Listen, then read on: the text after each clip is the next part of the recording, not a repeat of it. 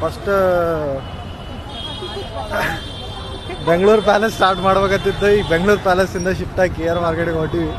ಬೆಂಗಳೂರು ಪ್ಯಾಲೇಸ್ಗೆ ಹೋಗ್ತೀವಿ. ಹೀಗಲ್ಲ, ಈ ಒಂದು ಅದ್ಭುತವಾದ ಕ್ಷಣಕ್ಕೆ ಭಾರತವೇ ಸಾಕ್ಷಿಯಾಗಿದೆ.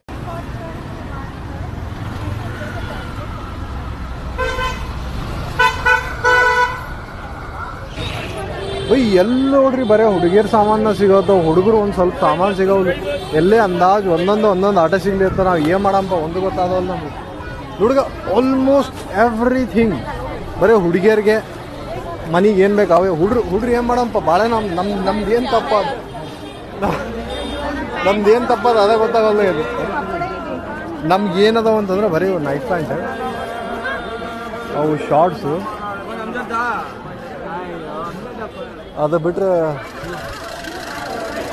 ಏನು ಸಿಗೋಲ್ದು ಕರೆ.